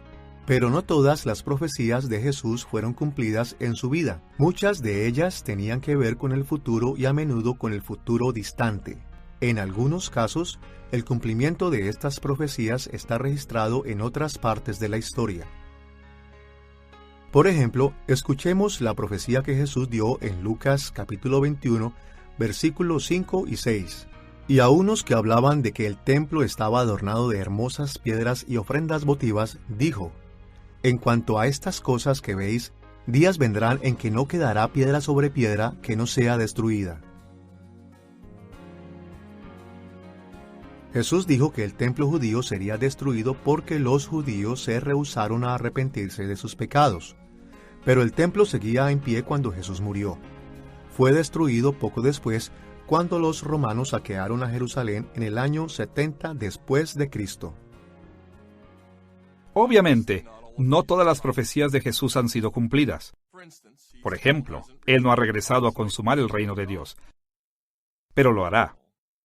De hecho, podemos y debemos estar totalmente confiados de que Jesús cumplirá todas sus promesas con el tiempo, porque en cada caso podemos evaluar sus profecías con las Escrituras y el resto de la historia. Sus palabras siempre han sido confirmadas como auténticas por su cumplimiento. Y como sus palabras siempre han sucedido en el pasado, podemos esperar también que se vuelvan realidad en el futuro. Creo que la confianza que tenemos es que si regresamos a la historia del Antiguo Testamento, podemos ver cómo Dios ha cumplido sus promesas en la primera venida del Señor Jesucristo. Paso a paso, a lo largo de su primera promesa en Génesis 3:15, a través de la revelación profética que tenemos, Dios ha estado anticipando la venida de su Hijo, el Mesías. Todo eso sucedió y fue cumplido hace 2000 años. Cuando Jesús dice que regresará, así sucederá. Podemos estar seguros, dado a que Dios ha mantenido sus promesas en el pasado, que lo seguirá haciendo en el futuro. Habiendo visto que Jesús cumplió los requisitos del oficio profético, estamos listos para ver su cumplimiento de la función de ese oficio. Como hemos dicho a través de esta lección, los profetas eran los embajadores del pacto de Dios, explicaban su voluntad a su pueblo, le exhortaban a arrepentirse de su rebelión y los animaban a servir a Dios lealmente. En particular, hemos visto tres aspectos de su función: su autoridad, su tarea y sus métodos. En este punto de nuestra lección, describiremos la función de Jesús como profeta haciendo un paralelo de la función de los profetas del Antiguo Testamento. Primero, veremos la autoridad de Jesús para representar a Dios. Segundo, veremos que su tarea era similar a la de los profetas del Antiguo Testamento. Y tercero, mostraremos que sus métodos eran similares a los de ellos. Veamos primero la autoridad de Jesús para representar a Dios. El Nuevo Testamento deja muy claro que Jesús tenía autoridad para hablar en nombre de su Padre. Vemos esto en pasajes como Juan capítulo 7, versículos 16 al 19, capítulo 12, versículos 49 y 50, y capítulo 14, versículo 24. En estos pasajes, Jesús habló con una autoridad que le había sido delegada por Dios Padre. Como Jesús le dijo a las multitudes en Jerusalén en Juan capítulo 7, versículos 16 al 19. Mi doctrina no es mía, sino de aquel que me envió. El que habla por su propia cuenta, su propia gloria busca. Pero el que busca la gloria del que le envió, éste es verdadero y no hay en él injusticia. La autoridad de Jesús venida del Padre también es evidente en su enseñanza de que cualquiera que lo recibiera a Él también recibiría al Padre, y cualquiera que lo rechazara también rechazaría al Padre. Esto es claro en muchos pasajes como en Mateo capítulo 10 versículo 40, Marcos capítulo 9 versículo 37, Lucas capítulo 9 versículo 48 y Juan capítulo 13 versículo 20 y capítulo 12 versículo 44. A manera de ejemplo, escuchemos las palabras de Jesús en Lucas capítulo 10 versículo 16. El que me desecha a mí, desecha al que me envió. Aquellos que se alejan de la persona y mensaje del mensajero autoritativo de Dios con el tiempo reconocerán la autenticidad de su mensaje. Pero, tristemente, para ese entonces pueden ya haber perdido la oportunidad de responder. Escuchemos el relato de la confrontación de Jesús con sus oponentes en Juan capítulo 8 versículos 26 al 28. Muchas cosas tengo que decir y juzgar de vosotros, pero el que me envió es verdadero. Y yo, lo que he oído de él, esto hablo al mundo. Pero no entendieron que les hablaba del Padre. Les dijo pues Jesús: Cuando hayáis levantado al Hijo del Hombre, entonces conoceréis que yo soy, y que nada hago por mí mismo, sino que según me enseñó el Padre, así hablo. Con este entendimiento de la autoridad profética de Jesús en mente, estamos listos para ver la tarea que le fue dada a Jesús para cumplir. Como hemos notado antes, dado que los profetas eran los embajadores del pacto de Dios, se les asignó la tarea de recordarle al pueblo de Dios los detalles de su pacto y de animarlos a obedecer sus términos. Y en su papel como profeta, esta tarea también le fue asignada a Jesús. Vemos esto especialmente en la manera en que Jesús anunció las buenas noticias de que las etapas finales del reino de Dios estaban llegando. Primero, en todas sus enseñanzas acerca del reino de Dios, Él proclamó la verdad del reinado de Dios y su autoridad, y por lo tanto afirmó la existencia del pacto de Dios con su pueblo.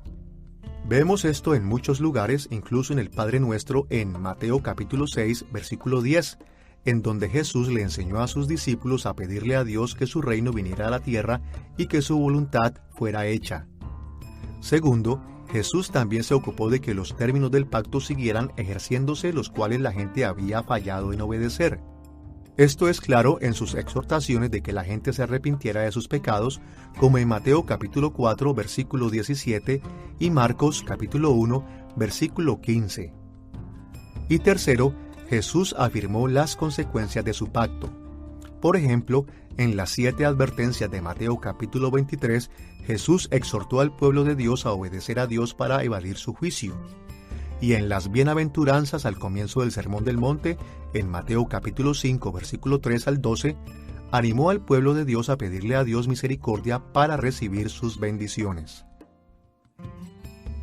Escuchemos la manera en que Jesús resumió su tarea al principio de su ministerio público en Lucas capítulo 4, versículos 17 al 21. Y se le dio el libro del profeta Isaías, y habiendo abierto el libro, halló el lugar donde estaba escrito: El Espíritu del Señor está sobre mí, por cuanto me ha ungido para dar buenas nuevas a los pobres, me ha enviado a sanar a los quebrantados de corazón, a pregonar libertad a los cautivos y vista a los ciegos, a poner en libertad a los oprimidos, a predicar el año agradable del Señor.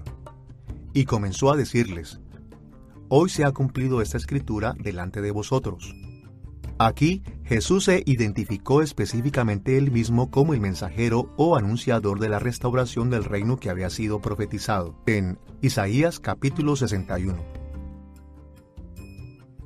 Isaías enseñó que cuando Dios viniera para traer el juicio final contra sus enemigos y extender su reino a través de Israel al mundo entero, comenzaría esta obra a través de un profeta especial. Ese profeta anunciaría las buenas nuevas o evangelio de que el reino de Dios finalmente habría llegado. En el curso de ese anuncio, el profeta también le recordaría al pueblo del pacto de Dios sus obligaciones, animándolos a arrepentirse de sus pecados para evadir las maldiciones del pacto y para perseverar en fidelidad para así recibir las bendiciones del pacto. Y de acuerdo al propio testimonio de Jesús, nuestro Señor mismo era ese profeta. ¿Cuál es la relación entre el Evangelio y el reino de Dios? En el Evangelio de Marcos capítulo 1, las primeras palabras registradas de Jesús son: el tiempo se ha cumplido y el reino de Dios se ha acercado. Arrepentíos y creed en el Evangelio. El Evangelio son las buenas nuevas que proclaman que el reino de Dios ha venido a este mundo. Por lo tanto, todos los milagros de Jesús son señales del reino que vendrá. Como el gobierno y el reino de Dios están aquí, nuestros pecados son perdonados. Los ciegos pueden ver, los cojos pueden caminar, los leprosos son limpiados, los demonios son echados fuera, los muertos son resucitados. Todas estas son buenas nuevas. La buena nueva, por supuesto, en su esencia es la cruz, la muerte y resurrección de Jesucristo. Si Jesús no hubiera muerto y resucitado, Él no habría ganado nuestra salvación, no hubiera vencido el poder de la muerte, y el reino de Dios no habría venido a nosotros. Por lo tanto, el Evangelio son las mejores nuevas. La venida del reino de Dios es la mayor bendición y alegría para la raza humana. Una de las verdaderas preguntas del Nuevo Testamento es: ¿cuál es la relación entre el Evangelio y el reino de Dios? Comencemos entendiendo que el reino de Dios es el gobierno y reinado de Dios en los corazones de los hombres y mujeres, y ese gobierno y reinado se manifiestan en cada esfera de la vida que tocan. La manera en que llegan a ese gobierno y ese reinado es a través del mensaje del Evangelio, el Evangelion, las buenas nuevas de que Cristo ha dado su vida en la cruz por sus pecados. Y a través de ese poder transformador del Evangelio, ellos son llamados a transformar el mundo y llevar la obra de Dios del reino a cada área de su vida. Ahora que hemos visto la autoridad y la tarea profética de Jesús, veamos a los métodos usados para cumplir su ministerio.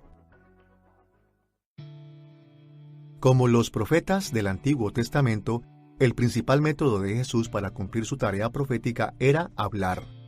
Es decir, hacía a la gente responsable del pacto de Dios, principalmente proclamándoles la palabra de Dios. Los acusaba de pecado, les mandaba arrepentirse y obedecer la voluntad de Dios como había sido revelada en las Escrituras. Los animaba a perseverar en fidelidad, les advertía del juicio venidero y les ofrecía bendiciones a aquellos que eran fieles. Decía parábolas, predecía el futuro, oraba e intercedía por el pueblo de Dios. Interesantemente, algo que Jesús no hizo fue escribir sus enseñanzas para nosotros en las Escrituras. Pero, tal como los antiguos profetas del Antiguo Testamento, tenía discípulos que hacían esto por él. El Nuevo Testamento contiene 4 evangelios: Mateo, Marcos, Lucas y Juan, en los cuales los discípulos de Jesús registraron su ministerio profético hablado. Y como los profetas del Antiguo Testamento, Jesús también usó muchos métodos, además de hablar para conducir su ministerio profético, métodos que se basaban más en acciones especiales que en comunicación verbal. Tal vez la manera más obvia de que esto es verdad es en sus milagros. Jesús realizó más milagros que ningún otro profeta en la historia del pueblo de Dios, y las obras milagrosas de Jesús de poder testificaron su legitimidad como embajador de Dios. Demostraron la aprobación fuerte de Dios de todo lo que Jesús dijo. Como Jesús dijo en Juan capítulo 10, versículo 25, «Las obras que yo hago en nombre de mi Padre, ellas dan testimonio de mí». Jesús también realizó muchas acciones simbólicas como los profetas del Antiguo Testamento. Por ejemplo, recibió el bautizo de Juan el Bautista como un acto simbólico en Mateo capítulo 3, versículos 15 al 17. Y como los profetas del Antiguo Testamento, Jesús también se involucró en encuentros espirituales. Por ejemplo, triunfó sobre la tentación del diablo en Mateo capítulo 4, versículos 1 al 11, y Lucas capítulo 4, versículos 1 al 13, y expulsó demonios en Marcos capítulo 1, versículos 25 y 26, y capítulo 5, versículo 13. Viendo la autoridad, tareas y métodos proféticos de Jesús, podemos ver que realmente llenó su oficio de profeta. Y por eso podemos estar seguros de que todo lo que profetizó se cumplirá. Las palabras de Jesús son fidedignas y verdaderas. y por lo tanto tenemos una obligación para escucharlas y obedecerlas. Para aquellos de nosotros que estamos en el pacto de la comunidad de Dios, la obediencia a las palabras de Jesús nos lleva a las bendiciones del pacto de Dios, mientras que nuestra desobediencia nos lleva a la disciplina. Y para aquellos que no son parte del pueblo de Dios, las palabras proféticas de Jesús son tanto una advertencia de juicio como una oferta de vida para aquellos que se arrepienten de sus pecados y lo reciben a través de la fe. Habiendo visto que Jesús llenó tanto los requisitos y la función del oficio de profeta, veamos brevemente cómo cumplió las expectativas del Antiguo Testamento para el oficio profético en el futuro. Anteriormente en esta lección, habíamos dicho que al final del Antiguo Testamento había por lo menos 3 expectativas para los profetas durante los periodos finales del reino de Dios: que hubiera un mensajero del Señor, que hubiera un profeta final como Moisés y que hubiera una restauración de la profecía. Y como veremos, todas estas expectativas se cumplieron en la persona y ministerio de Jesús. Veamos cada una de estas expectativas en relación a Jesús, comenzando con el mensajero del Señor.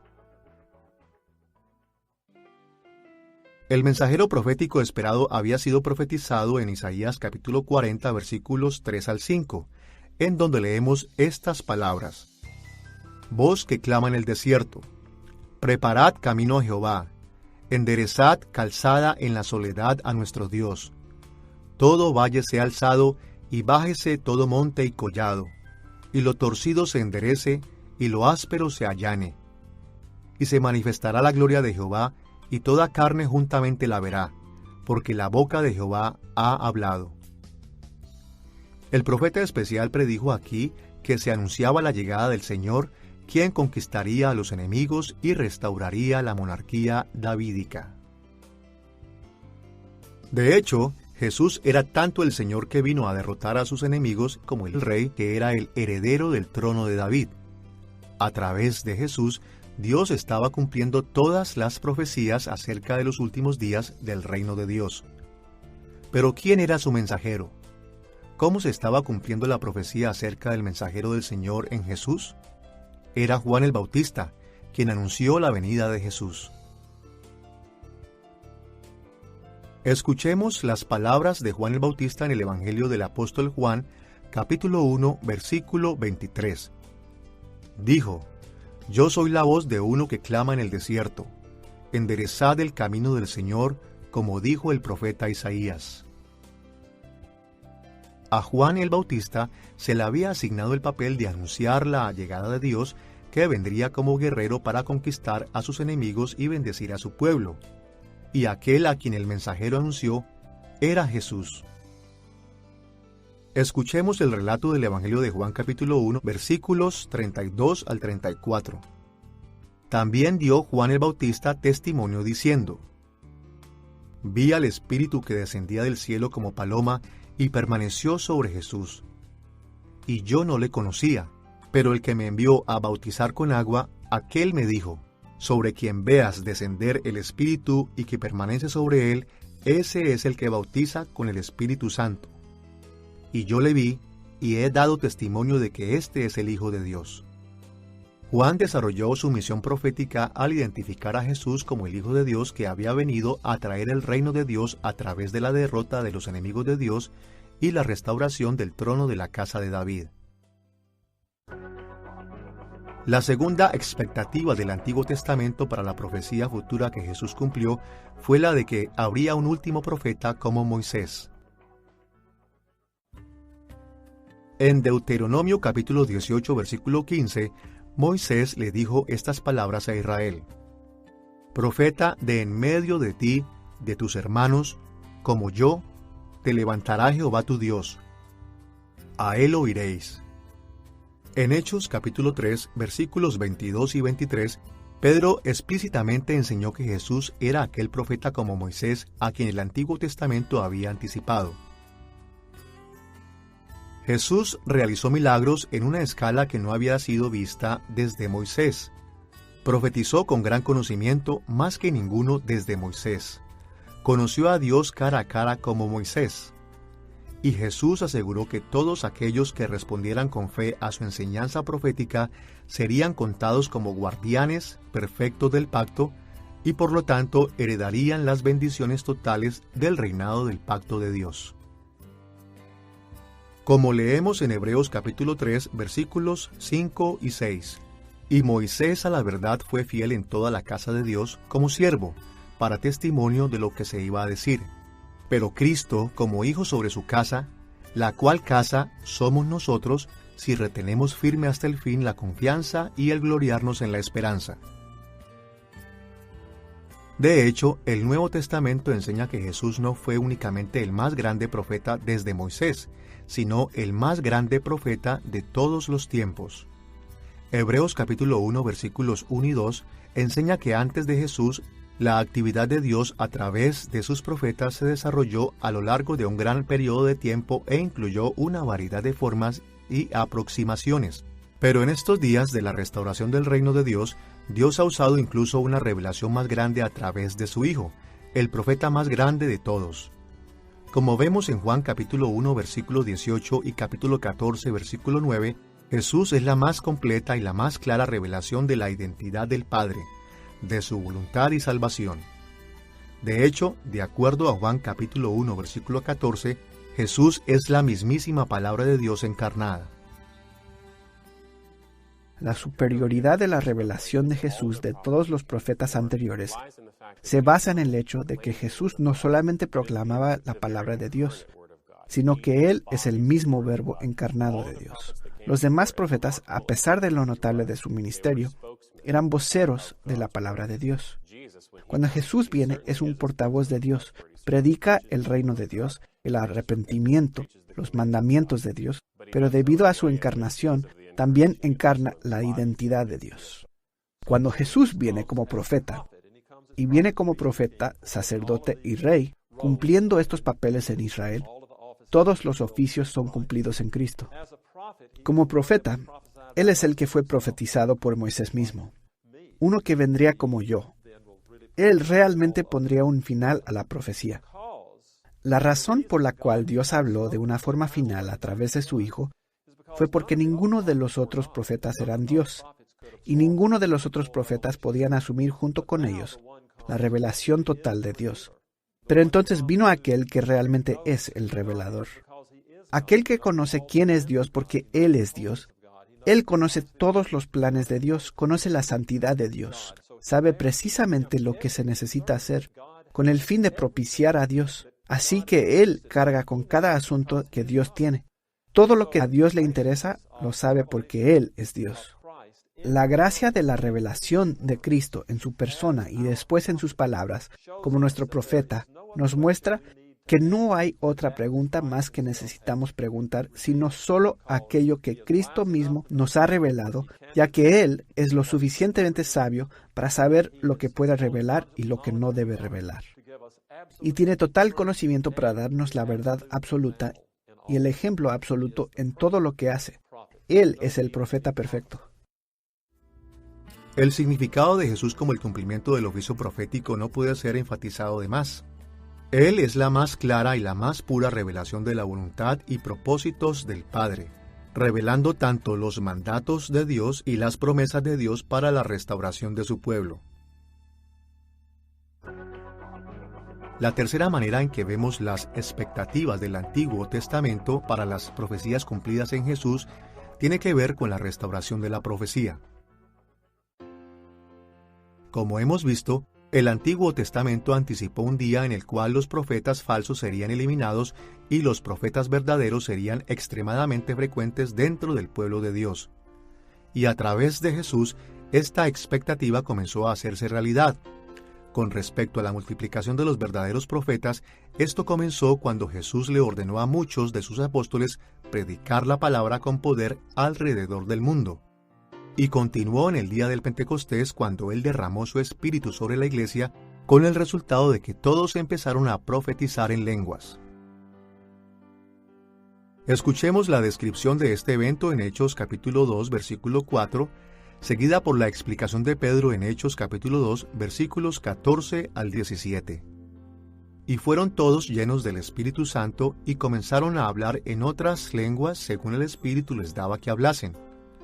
Entonces Pedro les habló diciendo: Varones judíos, y todos los que habitáis en Jerusalén, esto os sea notorio, y oíd mis palabras.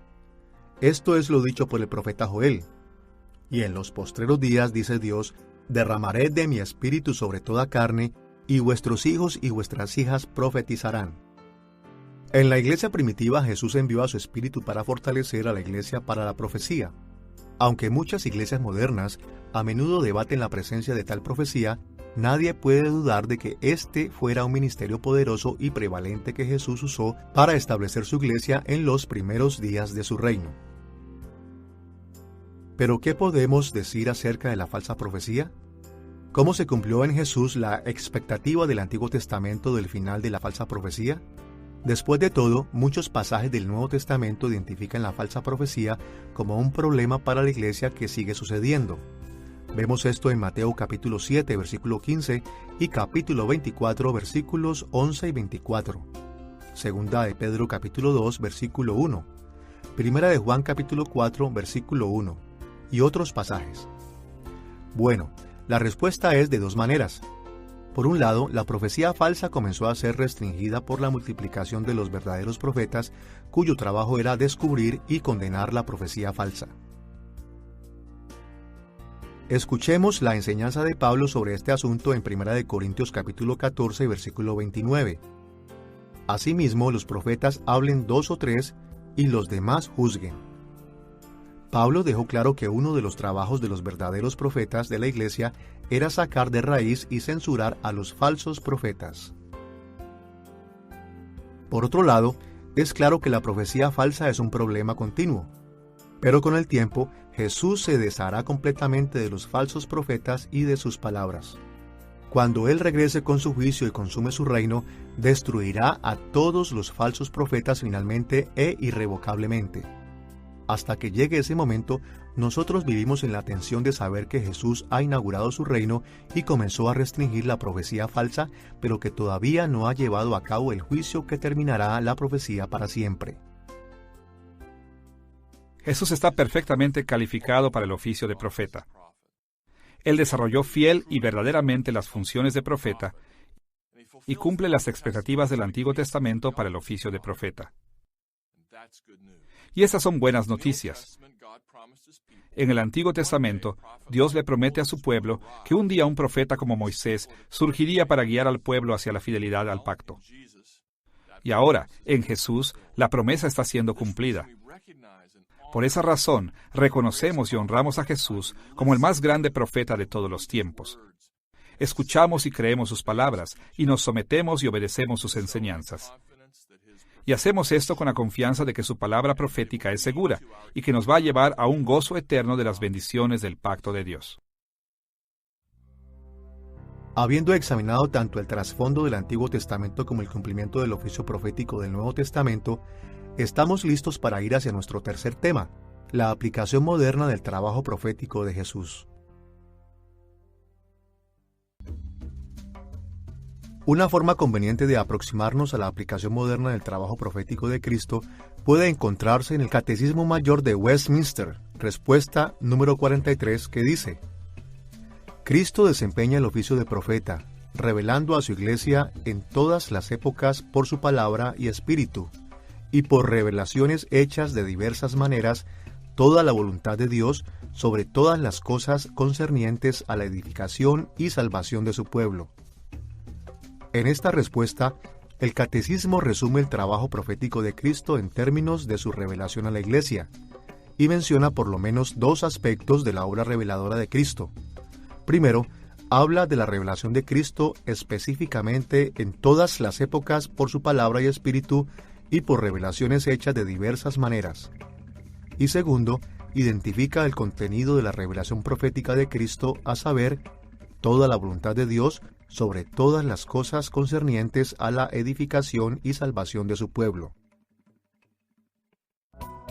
Como el resumen ofrecido por el Catecismo Mayor de Westminster es tan útil, lo usaremos como modelo para nuestra propia aplicación moderna del trabajo profético de Jesús. Primero, consideraremos la extensión de la revelación profética que recibimos de Cristo y sus implicaciones para nuestras vidas. Y segundo, nos enfocaremos en el contenido de la revelación profética que recibimos de Cristo y las obligaciones que pone sobre nosotros. Reflexionemos primero en la extensión de la revelación que recibimos de nuestro profeta, Cristo. Cuando el Catecismo dice que Cristo provee la revelación de su Iglesia en todas las épocas por su palabra y espíritu y por revelaciones hechas de diversas maneras, afirma la verdad bíblica de que Cristo es el que nos habla a nosotros a través de todas las Escrituras y la profecía verdadera. Jesús habló muchas palabras proféticas, pero también envió a su Espíritu Santo para inspirar a los profetas verdaderos anteriores y posteriores, quienes llevaron sus propios ministerios de varias maneras. Y lo más importante de inferir de este proceso es que toda la Biblia, tanto el Antiguo como el Nuevo Testamento, es la palabra profética de Cristo a la Iglesia. Ahora bien, parecerá extraño pensar que toda la Biblia es la palabra de Cristo. Después de todo, Jesús no escribió ningún libro de las Escrituras. E incluso en los Evangelios, además de algunas de las cosas que dijo, no hay muchas cosas. Pero esta ha sido la enseñanza consistente a través de la historia de la Iglesia. Por ejemplo, el padre de la Iglesia primitiva, Orígenes, escribió que el trabajo profético de Jesús es la inspiración de las Escrituras en el prefacio de su trabajo sobre los principios, escrito en el comienzo del siglo III. Escuchemos lo que dijo. Al decir palabras de Cristo, no nos referimos solo a lo que dijo cuando se hizo hombre, pues antes de ese momento, Cristo, el Verbo de Dios, estaba en Moisés y los profetas. Además, después de su ascensión al cielo, Él habló con sus apóstoles. Las palabras de Orígenes que han sido afirmadas a través de la historia de la Iglesia afirman que las Escrituras en todas sus partes son la palabra profética de Cristo, y esta idea es enteramente bíblica. La Biblia enseña que el ministerio profético de Jesús realmente precede su encarnación y su ministerio terrenal porque inspiró a los profetas del Antiguo Testamento. Escuchemos las palabras del apóstol Pedro en 1 de Pedro capítulo 1, versículos 10 y 11. Los profetas que profetizaron de la gracia destinada a vosotros, inquirieron y diligentemente indagaron acerca de esta salvación, escudriñando qué persona y qué tiempo indicaba el Espíritu de Cristo que estaba en ellos, el cual anunciaba de antemano los sufrimientos de Cristo y las glorias que vendrían tras ellos. Pedro enseñó que Cristo envió al Espíritu Santo para inspirar y motivar a los profetas del Antiguo Testamento mientras estudiaban y se maravillaban del cumplimiento de las promesas de redención de Dios. En ese sentido, todo el Antiguo Testamento es la palabra de Cristo. De la misma manera en que el ministerio profético de Cristo comenzó antes de su ministerio terrenal, también continuó después de que ascendió al cielo, porque Jesús también envió a su Espíritu a inspirar a los apóstoles y a los demás escritores del Nuevo Testamento en su trabajo. Como Jesús dijo en Juan capítulo 16, versículos 13 al 15, el Espíritu de verdad os guiará a toda la verdad. Todo lo que tiene el Padre es mío. Por eso dije que tomará de lo mío y os lo hará saber. Es importante reconocer que toda la Biblia es la palabra de Dios para nosotros porque afirma que todo libro de las Escrituras tiene autoridad y es relevante para la vida de la Iglesia moderna. Recibir a Cristo como nuestro profeta es recibir todas sus palabras como revelaciones del reino de Dios y su pacto, incluyendo tanto el Antiguo como el Nuevo Testamento. No podemos estar satisfechos con solo seguir lo que dice Jesús en los Evangelios o incluso todo el Nuevo Testamento. Tenemos que leer, entender y obedecer todo en la Biblia porque es la palabra de Cristo para nosotros.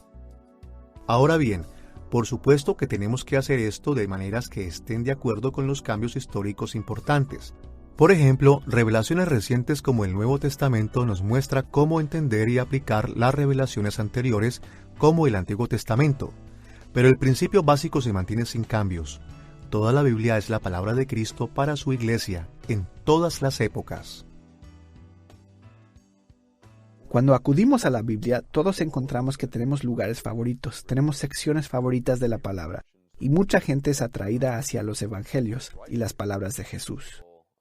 En este caso, como la palabra lo afirma y como los primeros cristianos y las primeras generaciones afirmaron, toda la Escritura es inspirada por Dios.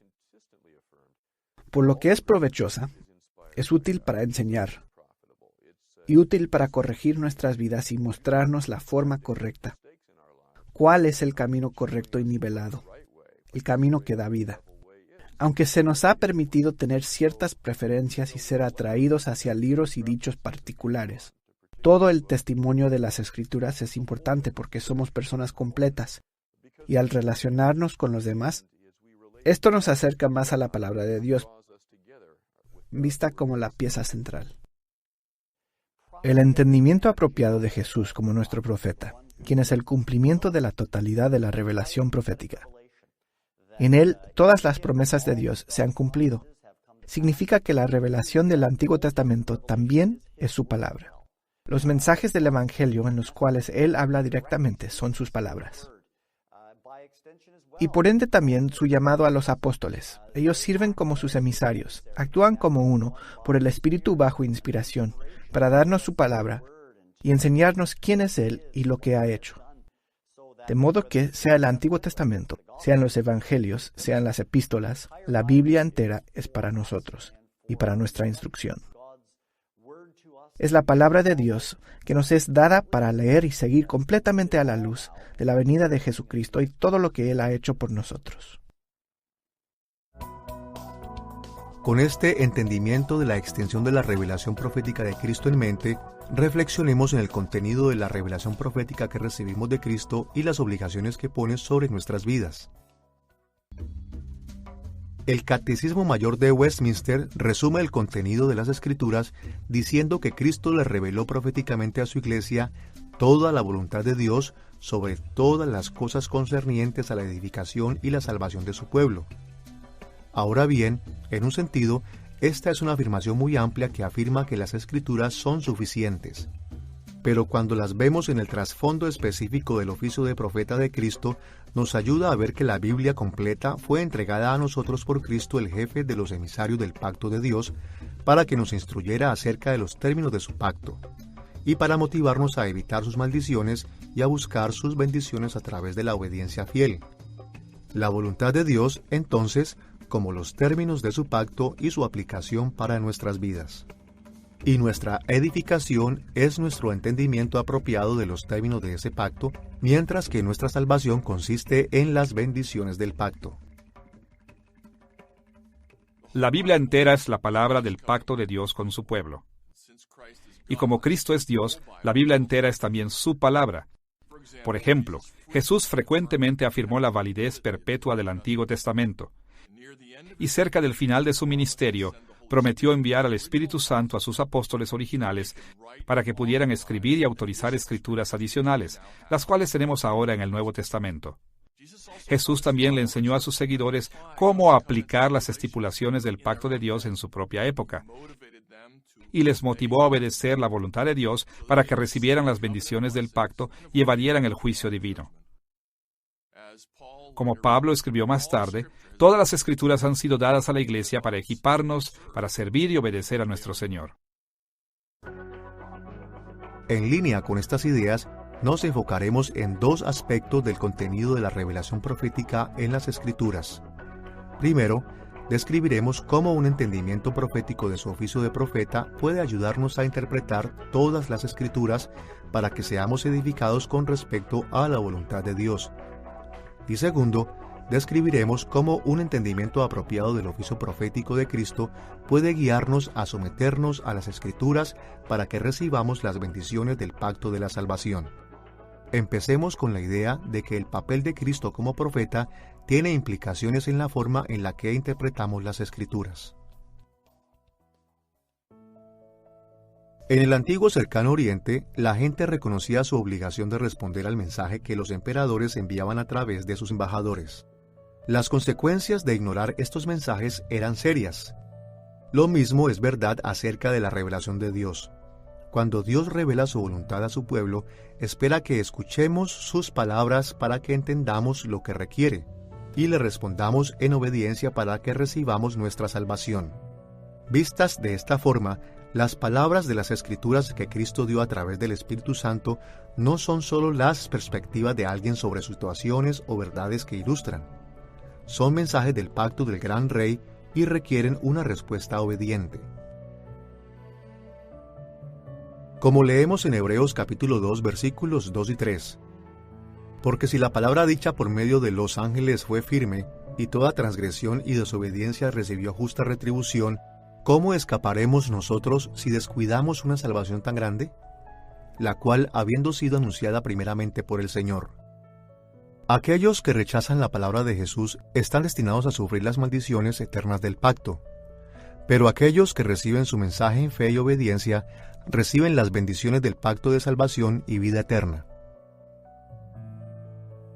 Como la palabra de Cristo en las Escrituras siempre ha tenido la intención de administrar el pacto de Dios a su pueblo, la mejor manera de interpretarlas es de acuerdo a la estructura del pacto. Como hemos visto, los elementos básicos de su estructura son la benevolencia de Dios hacia nosotros, la lealtad que requiere de nosotros, las consecuencias de las bendiciones para la obediencia y las maldiciones para la desobediencia prometidas. Como hemos visto antes en esta lección, estos elementos fueron prominentes a lo largo del Antiguo Testamento antes de que Jesús naciera. Los apóstoles de Cristo también escribieron acerca de estos temas frecuentemente después de la ascensión de Cristo al cielo. Y más allá de esto, podemos ver los mismos temas en el ministerio profético de Cristo durante su ministerio terrenal. Por ejemplo, Jesús habló acerca de la benevolencia de Dios en pasajes como Mateo capítulo 5 versículos 45 y capítulo 6 versículos 26 al 33. Enseñó la expectativa de la lealtad humana, como vemos en Mateo capítulo 25, versículos 14 al 30. Y enfatizó las consecuencias que siguen a las respuestas humanas, como vemos en Lucas capítulo 13, versículos 1 al 8 y capítulo 12, versículos 35 al 38. Mantener estas estructuras del pacto en mente al leer la Biblia nos ayudará a entender el significado de todas las Escrituras. Sea que estemos leyendo narrativas históricas, o poesía, o literatura de sabiduría, o epístolas, o trabajos de profecía, siempre debemos hacernos preguntas como: ¿cómo revela este pasaje la benevolencia de Dios hacia su pueblo? ¿Cómo revela la lealtad que requiere su pueblo? ¿Qué dice acerca de las maldiciones que vienen sobre aquellos que rehúsan ser fieles? ¿Qué bendiciones nos ofrece para aquellos que escuchamos y obedecemos? Todo lo que las Escrituras enseñan se relaciona con la benevolencia de Dios, su favor y su ayuda. A los requisitos y las leyes que espera que nosotros cumplamos por lealtad a Él, y a las consecuentes recompensas por la obediencia y castigos por la desobediencia. Los seguidores de Cristo enfrentan un sinnúmero de preguntas y decisiones en el mundo moderno. Cada día tomamos decisiones acerca de nosotros mismos, de la familia, de nuestro trabajo, de nuestras relaciones, de nuestras iglesias e incluso de la política nacional. El hecho es que la palabra profética que Cristo nos da toma en cuenta todos estos temas y más. El pacto de Dios cubre cada aspecto de nuestras vidas. Y cuando entendemos que Cristo nos ha dado su palabra como una forma de vivir en obediencia con Dios dentro de este pacto, estamos más preparados para entender esa palabra y para vivir de maneras que honren a Dios y nos lleven a sus bendiciones. Habiendo entendido cómo el papel de Cristo como profeta nos puede ayudar a interpretar las Escrituras, consideremos las maneras en que nos puede ayudar a someternos a las Escrituras para que podamos recibir las bendiciones del pacto de la salvación. Hay muchas maneras en que podemos resumir nuestra obligación a someternos a la voluntad revelada de Dios en las Escrituras, y veremos varias de ellas a través de esta serie.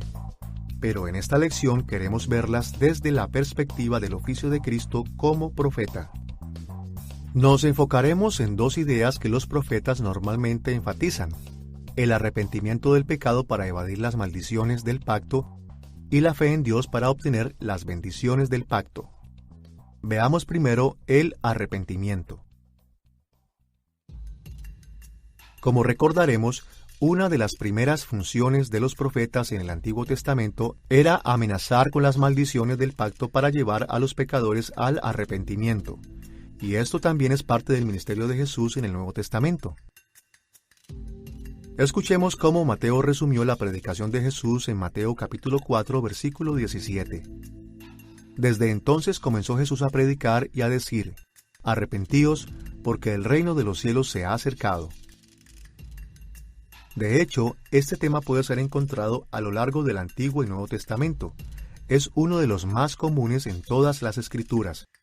Y como cada pedacito de las Escrituras revela la voluntad de Dios hacia nosotros, el arrepentimiento de aquellas fallas en nuestra manera de vivir, de acuerdo a su lealtad, es aplicar legítimamente todo el texto. Como todos sabemos, el arrepentimiento es el acto de alejarnos de la rebelión en contra de Dios y someternos a su voluntad. Nos alejamos de nuestro pecado y en el mismo movimiento regresamos hacia Dios en fe. El arrepentimiento inicial toma lugar cuando los hombres y mujeres vienen a Cristo en fe salvadora.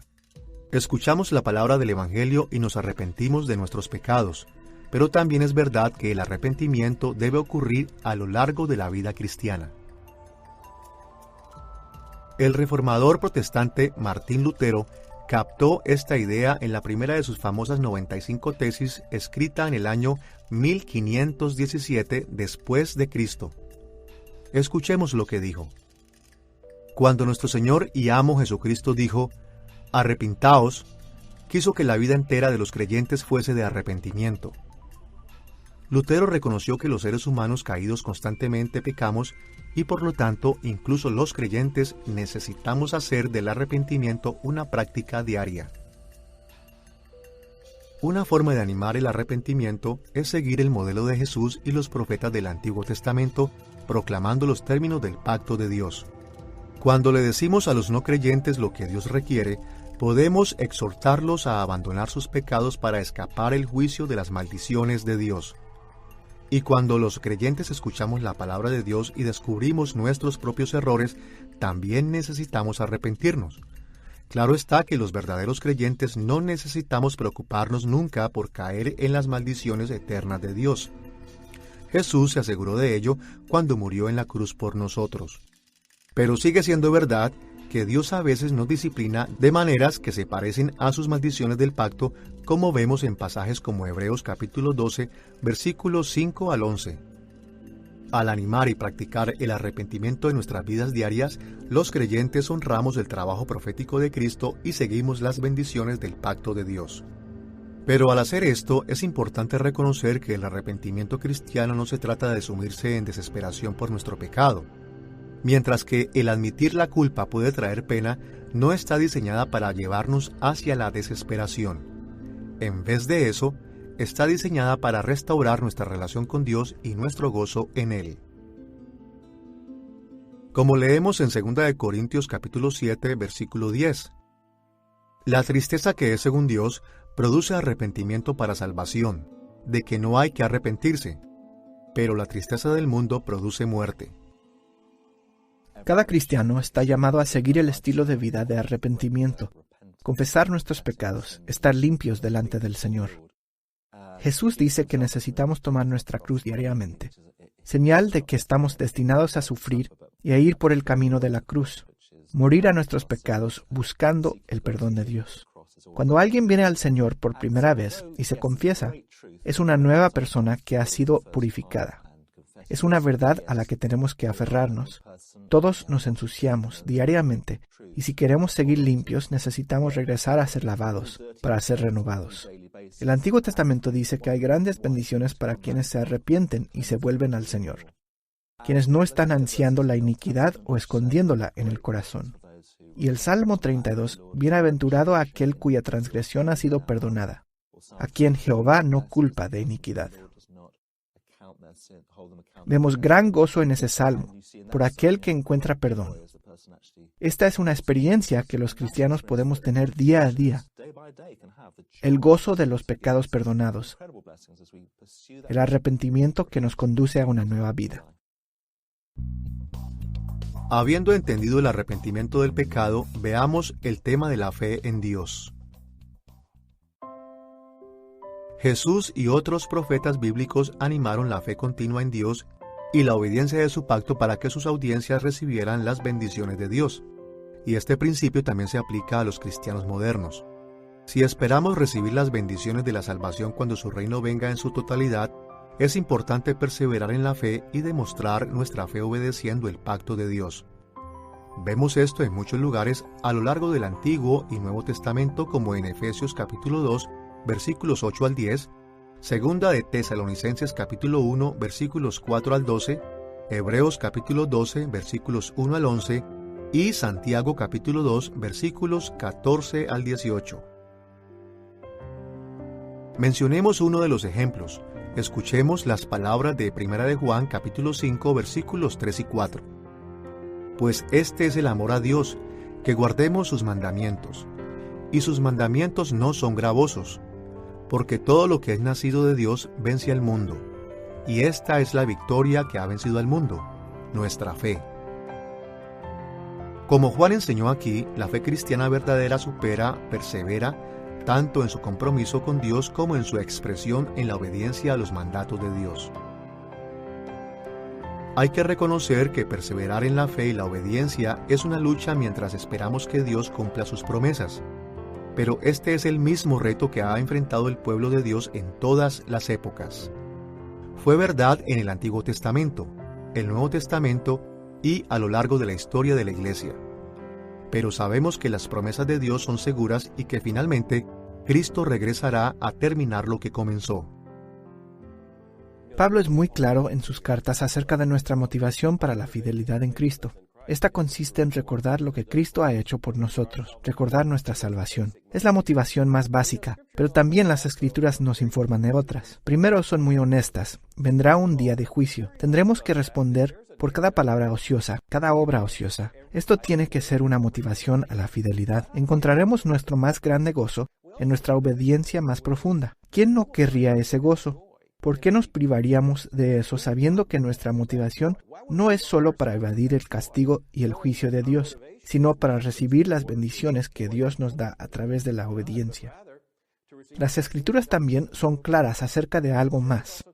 Vivimos en un mundo que observa nuestra credibilidad y nuestro testimonio cristiano. Tiene que ver mucho con lo que el mundo puede ver si vivimos fieles a Cristo. Eso aumenta las expectativas y nos recuerda que tenemos múltiples motivaciones para la fidelidad en Cristo. Un día nuestra fe será totalmente justificada cuando Jesús regrese y recibamos las bendiciones totales que Él ha profetizado. El arrepentimiento será una cosa del pasado y nuestra fe será recompensada. En ese momento, viviremos todos en el reino cumplido y perfecto de Dios en la tierra, disfrutando todas las bendiciones de su pacto. Pero hasta entonces, nuestras vidas en el pacto con Dios tienen que estar caracterizadas por el arrepentimiento del pecado y por perseverar en la fe. Y al vivir fieles a nuestro Señor, nuestra disciplina en ese momento será más ligera y nuestras bendiciones futuras se incrementarán. En esta lección, hemos visto cómo Jesús de Nazaret cumple y lleva a cabo el oficio de profeta. Hemos considerado el trasfondo del Antiguo Testamento al oficio de profeta.